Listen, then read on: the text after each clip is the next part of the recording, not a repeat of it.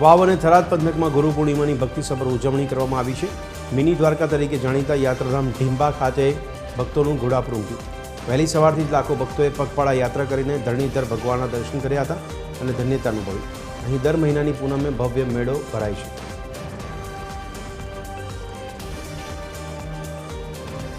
ધણધીર ખાતે ધણધીર ભગવાન કૃષ્ણ વંદે જગતગુરુ જે વિશ્વનો ગુરુ છે એવા ધણેર ભગવાનના દર્શન કરી અને ધન્યતા અનુભવીએ છીએ। આજે ખૂબ જ મોટા પ્રમાણમાં ધણેર ભગવાન અને આપણા પરંપરા હિન્દુ સંસ્કૃતિ મુજબ જે ધાર્મિક સ્થળો છે ત્યાં ગુરુ વંદના કરી અને લોકોએ મોટો મેળાવડો કરી અને ગુરુઓના આશીર્વાદ મેળવેલા છે। જોઈ શકો છો કે ભીડો ભાવિક ભક્તોની ભીડ પુષ્કળ છે।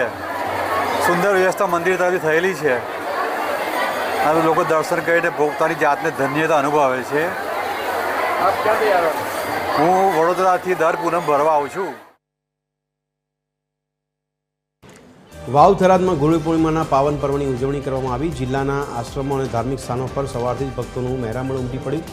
ચરાળા ગામના ચિત્રકૂટ ધામ આશ્રમમાં સંત રામખલન દાસજી બાપુ, ડીમા આશ્રમ સહિતના આશ્રમોમાં શ્રદ્ધાળુઓએ ઉપસ્થિત રહીને ગુરુદેવોના ચરણમાં શીશ નમાવી અને ગુરુ પૂજન કરીને આશીર્વાદ મેળવ્યા। આ પવિત્ર અવસરે વિવિધ આશ્રમોમાં મહાપ્રસાદનું પણ ભવ્ય આયોજન કરવામાં આવ્યું હતું। આજના દાડે ભક્તો ગુરુ મહારાજના પૂજન કરી ગુરુ મહારાજના આશીર્વાદ લેવા પધાર્યા છે। તો અમારા જો છે ગુરુ મહારાજને સદગુરુ સ્વરૂપ જે છે કહે છે કૃષ્ણ વંદે જગતગુરુ, આખા જગતના ગુરુ, આખી સૃષ્ટિના ગુરુ પરમાત્મા છે। પરમાત્મા દરેકને ખૂબ શક્તિ આપે અને ખૂબ પ્રગતિ કરો અને ખૂબ આગળ વધો, બસ એ મારો આશીર્વાદ છે। અને ધણીધર ભગવાનના આ ધામમાં પૂર્ણિમાનું બહુ મોટું મહત્ત્વ છે। ભક્તો બહુ શ્રદ્ધાથી અહીંયા દર્શન કરવા માટે મળતા હોય છે, દૂર દૂરથી દર્શન કરવા માટે આવતા હોય છે, ગુરુજીના ચરણોમાં જઈને શીશ ઝુકાવતા હોય છે।